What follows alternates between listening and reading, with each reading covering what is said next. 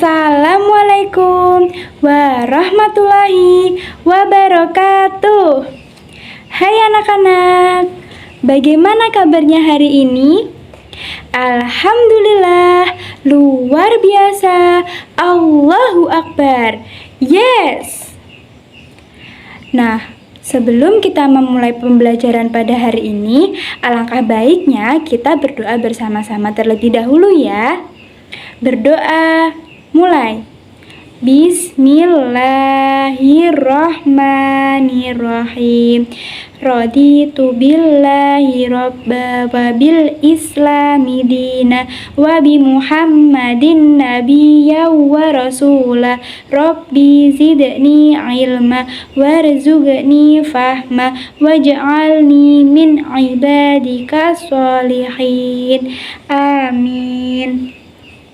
Bagaimana? Apakah kalian semangat mengikuti pembelajaran pada hari ini? Belum semangat?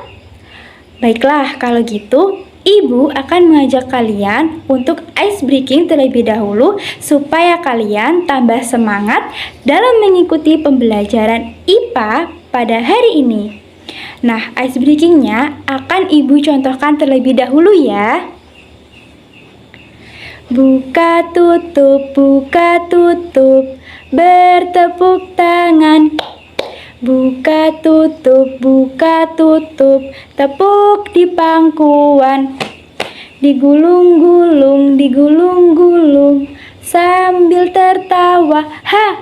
Digulung-gulung, sambil tersenyum. Hihi.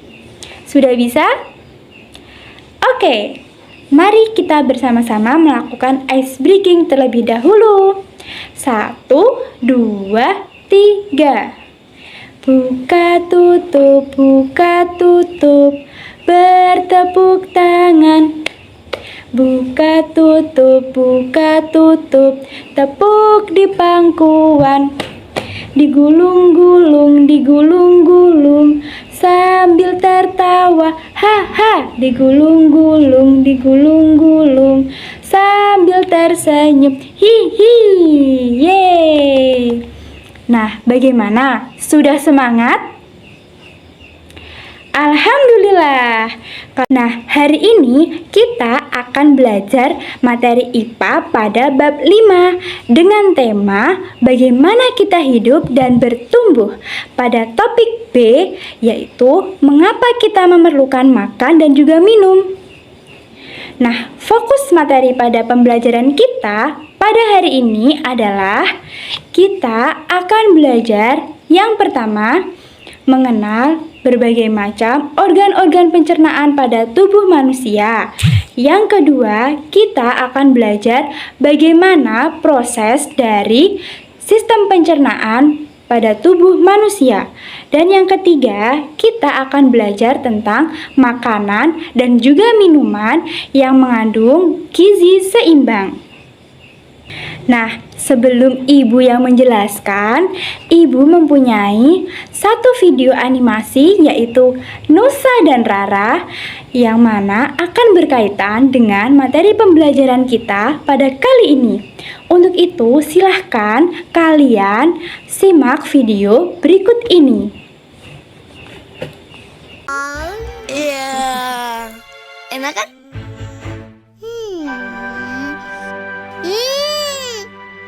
Enak bayam. Hah? Kamu canda ya? Beneran udah suka bayam? Tambah lagi bayamnya. Dengan vitamin dalam bayam itu baik untuk tubuh dan kecerdasan otak loh. Masakin sayur setiap hari ya. Pokoknya sayur yang enak, yang bergizi. Dari video Nusa dan Rara tadi, mereka sedang apa? Betul sekali, mereka sedang makan. Nah, jadi makanan itu akan diproses di dalam tubuh kita yang kita sebut sebagai sistem pencernaan manusia. Kira-kira apa sih itu sistem pencernaan? Tahu? Baiklah, Ibu akan menjelaskan apa sih itu sistem pencernaan. Nah, anak-anak, Jadi, sistem pencernaan adalah kumpulan dari beberapa organ-organ pencernaan yang kemudian berfungsi untuk mencerna makanan menjadi senyawa-senyawa yang dibutuhkan oleh tubuh. Nah, lalu apa saja sih organ-organ penyusun dari sistem pencernaan tubuh manusia itu? Nah, jadi organ-organ penyusun dari sistem pencernaan manusia itu dimulai dari mulut, kemudian kerongkongan, lalu masuk ke lambung, kemudian hati, lalu ke usus halus, usus besar, rektum, dan anus. Nah, bagaimana Bu proses dari sistem pencernaan itu bekerja? Nah, untuk lebih memahamkan kalian bagaimana proses dari sistem pencernaan itu bekerja, Ibu punya satu video animasi yang akan membantu menjelaskan kalian tentang bagaimana proses dari sistem pencernaan itu bekerja, mulai dari mulut hingga anus. Nah, untuk itu silahkan simak video animasi yang akan Ibu tampilkan setelah ini dengan baik-baik ya. Oke, selamat menyaksikan. Makanan pertama kali masuk melalui mulut. Di dalamnya terjadi proses pencernaan secara mekanik dan kimiawi. Untuk proses pencernaan mekanik dilakukan oleh gigi, sedangkan proses pencernaan kimiawi dibantu oleh beberapa enzim seperti enzim amilase, enzim pitialin, dan juga enzim maltase. Enzim amilase fungsinya adalah mengurangi amilum atau sejenis karbohidrat kompleks menjadi maltosa yang merupakan gula sederhana. Kemudian enzim pitialin membantu dalam pencernaan karbohidrat. Dan yang ketiga enzim maltase, yaitu fungsinya adalah memecah maltosa menjadi 2 molekul glukosa yang dapat diserap oleh tubuh. Setelah dari mulut, makanan akan menuju kerongkongan. Kerongkongan yaitu saluran berbentuk tabung sepanjang 20 cm. Fungsi dari kerongkongan adalah menghubungkan rongga mulut dengan lambung. Di dalam kerongkongan terjadi gerak peristaltik. Gerak peristaltik adalah gerakan meremas yang dilakukan oleh kerongkongan, yaitu mendorong makanan masuk ke dalam lambung. Jadi, setelah dari kerongkongan, tujuan selanjutnya adalah lambung. Lambung merupakan organ pencernaan yang paling elastis. Berbentuk seperti kantong dan terletak di dalam rongga perut bagian kiri atas.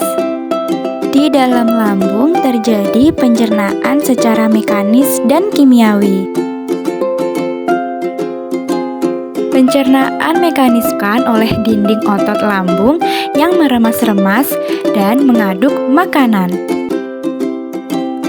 Sedangkan pada pencernaan kimiawinya itu dilakukan oleh getah lambung.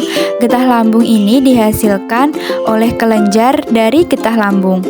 Kelenjar getah lambung mengandung 3 enzim, yaitu pepsin, renin, dan asam klorida. Enzim pepsin berfungsi untuk mengubah protein atau memecah protein menjadi pepton. Sedangkan enzim renin itu berfungsi untuk mengendapkan protein susu menjadi kasein. Nah, sedangkan asam klorida atau HCl itu berfungsi untuk mengasamkan makanan dan juga untuk membunuh kuman yang masuk bersama makanan. Nah, Bobo, setelah dari lambung, makanan dibawa kemana? Selanjutnya, makanan dicerna di usus halus dulu. Usus halus merupakan usus terpanjang dalam saluran pencernaan karena panjangnya mencapai 6 hingga 7 meter. Di dalam usus halus terdapat cairan khusus yang membantu penyempurnaan pencernaan makanan. Oh iya, usus halus terdiri dari 3 bagian, yaitu usus 12 jari, usus kosong, dan usus penyerapan. Usus 12 jari atau disebut juga duodenum memiliki panjang kira-kira 25 cm. Usus 12 jari mencerna makanan dengan bantuan getah pankreas dan getah empedu. Getah pankreas dihasilkan oleh kelenjar pankreas. Getah pankreas mengandung enzim-enzim berikut. Enzim amilase berfungsi mengubah zat tepung atau amilum menjadi zat gula atau glukosa. Enzim tripsin berfungsi mengubah pepton menjadi asam amino. Enzim lipase berfungsi mengubah lemak menjadi asam lemak dan gliserol. Kalau getah empedu dihasilkan oleh hati dan disimpan dalam kantong empedu. Getah empedu berfungsi untuk mencerna lemak. Selanjutnya, usus kosong atau jejunum terletak di antara usus 12 jari dan usus penyerapan. Usus kosong memiliki panjang sekitar 2,5 meter dan berfungsi untuk mencerna makanan dari usus 12 jari. Terakhir adalah usus penyerapan yang merupakan tempat penyerapan sari-sari makanan. Di seluruh permukaan dindingnya terdapat ujung-ujung pembuluh darah yang menyerap sari-sari makanan. Kemudian, sari makanan diedarkan melalui aliran darah ke seluruh bagian tubuh. Di situ, sisa makanan yang dicerna masih berlanjut ke usus besar. Nah, usus besar berfungsi menyerap cairan, vitamin, dan mineral dari sisa-sisa makanan yang telah diserap oleh usus halus. Pada usus besar, terdapat bakteri yang berguna untuk tubuh bernama E. coli yang berfungsi untuk membantu proses pembusukan sisa makanan. Proses pembusukan sisa makanan akan menghasilkan kotoran atau feses yang kemudian dikeluarkan melalui anus. Organ terakhir yang bernama rektum adalah ujung muara dari usus besar yang berfungsi sebagai tempat penyimpanan feses sementara. Ketika rektum terisi penuh dengan feses, maka saraf akan mengirimkan respon kotak yang menimbulkan rasa ingin buang air besar. Anus adalah lubang di bagian bawah pantat yang berfungsi sebagai tempat keluarnya feses dari tubuh. Oke anak-anak, kalian pasti sudah paham penjelasan tentang bagaimana proses dari sistem pencernaan itu bekerja. Nah, next kita akan masuk pada materi makanan dan juga minuman sehat dengan gizi seimbang. Nah, sebelumnya silahkan kalian perhatikan video berikut ini. Nah, kalau diperhatikan, video itu berupa mobil yang sedang bergerak melintasi jalan raya. Oke, pertanyaannya, mengapa mobil bisa bergerak? Iya, betul sekali jawabannya. Jadi, mobil itu bisa bergerak karena adanya bahan bakar, yaitu berupa bensin. Nah, jika dikaitkan dengan tubuh kita, tentunya tubuh kita ini juga memerlukan makanan dan juga minuman yang kemudian akan diproses, diolah menjadi energi, yang nantinya energi ini akan dapat kita gunakan untuk beraktivitas sehari-hari. Nah, kemudian apabila mobil tadi diisi dengan bahan bakar yang salah, kira-kira apa yang akan terjadi? Iya, betul sekali. Yang akan terjadi adalah mobil itu akan rusak. Nah, jika dikaitkan dengan tubuh kita, itu sama juga anak-anak. Ketika kita memilih makanan dan minuman yang salah, maka tubuh kita akan terserang penyakit. Nah, maka dari itu penting bagi kita dalam memilih makanan dan juga minuman yang sehat, yaitu makanan dan juga minuman yang mengandung gizi seimbang. Nah, kalian tahu tidak apa sih pengertian dari makanan dan juga minuman yang mengandung gizi seimbang? Jadi anak-anak, makanan dan minuman sehat gizi seimbang itu adalah makanan dan minuman yang mengandung nutrisi untuk memenuhi kebutuhan tubuh akan zat-zat penting seperti karbohidrat, protein, vitamin, mineral, lemak, kalsium, air dalam porsi yang tepat untuk menjaga kesehatan tubuh secara keseluruhan. Nah, ini melibatkan pola makan yang seimbang antara sayuran, buah-buahan, biji-bijian, protein nabati maupun hewani, serta asupan cairan yang cukup. Baik, selanjutnya Ibu akan menjelaskan tentang zat-zat atau nutrisi-nutrisi tadi yang penting bagi tubuh. Yang pertama, dimulai dari protein. Jadi anak-anak, protein itu merupakan zat yang dibutuhkan untuk pertumbuhan dan juga perbaikan dalam jumlah besar bagi tubuh. Nah, adapun makanannya contohnya ada ikan, ada daging, ada kacang-kacangan, polong-polongan, dan lain sebagainya. Nah, perlu diketahui bahwasannya protein itu dibagi menjadi dua. Yang pertama, protein nabati, yang kedua, protein hewani. Pengertiannya adalah protein hewani itu merupakan protein yang berasal dari hewan. Contohnya bisa seperti ikan, daging, telur, dan lain sebagainya. Nah, sedangkan protein nabati itu adalah protein yang berasal dari tumbuhan. Nah, ini bisa meliputi tahu dan juga tempe karena berasal dari kedelai.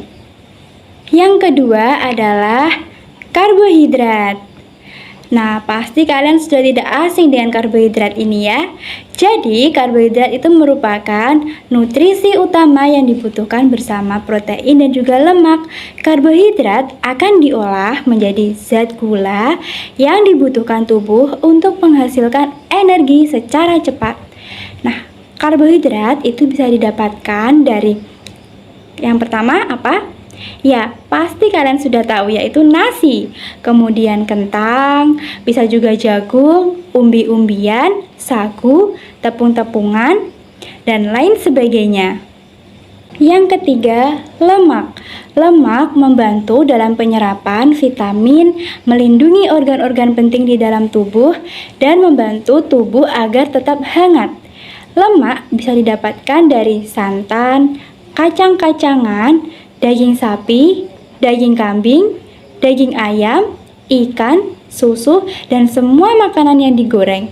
Itu termasuk jenis lemak. Selanjutnya adalah vitamin.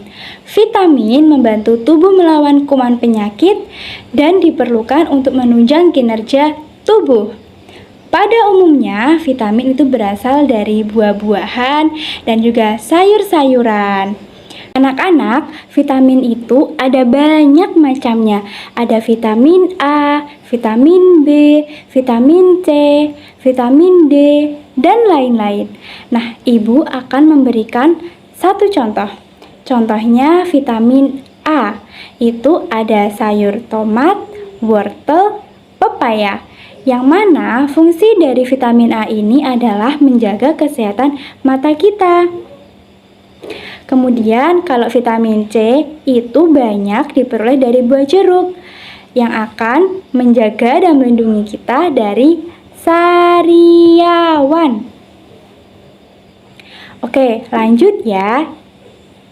Selanjutnya adalah mineral. Mineral diperlukan untuk kesehatan tulang dan gigi serta darah. Mineral berasal dari buah-buahan dan sayuran. Makanan lainnya yaitu susu yang dapat menyehatkan tulang kita. Kenapa ya susu bisa menyehatkan tulang kita? Ya, karena dalam susu tadi terkandung mineral, yaitu apa? Yap, betul sekali. Kalsium. Nah, jadi kalsium inilah yang akan membuat tulang dan juga gigi kita itu menjadi kuat. Selanjutnya adalah serat. Nah, serat ini penting untuk pencernaan. Karena apa?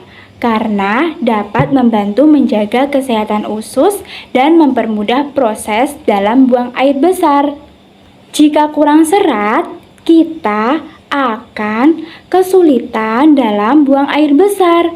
Makanan yang mengandung serat diantaranya yaitu sayur-sayuran, buah-buahan, gandum, dan beberapa kacang-kacangan. Nah, untuk itu anak-anak, kalau kalian ingin buang air besarnya itu lancar dan perutnya tidak sembelit, kalian harus banyak-banyak makan apa? Iya, makan makanan yang banyak mengandung serat. Nah, yang terakhir adalah air. Air sangat penting bagi tubuh karena air dapat membantu melarutkan makanan yang kita makan dan juga membantu produksi air liur. Air juga dapat menjaga tubuh agar tetap dingin lewat keringat. Asupan air juga dapat berasal dari banyak sumber, yaitu buah dan sayuran. Nah, anak-anak, kita dalam sehari itu diharuskan untuk minum air minimal 8 gelas, yaitu dengan aturan 2 gelas di pagi hari, 2 gelas di siang hari, 2 gelas di sore hari, dan 2 gelas lagi di malam hari. Mengapa demikian? Karena supaya kita terhindar dari dehidrasi. Untuk itu, kalian jangan lupa perbanyak minum air ya.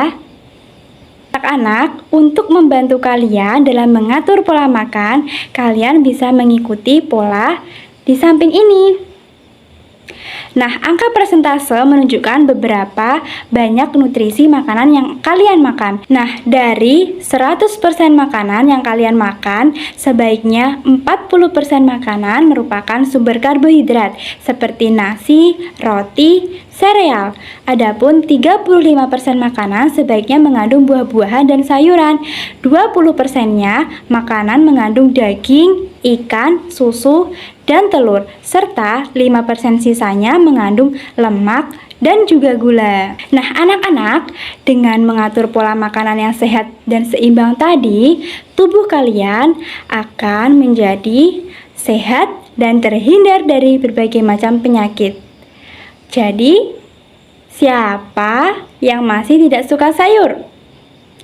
Nah, kalian masih ingat tidak video yang tadi di awal, yaitu Nusa dan Rara?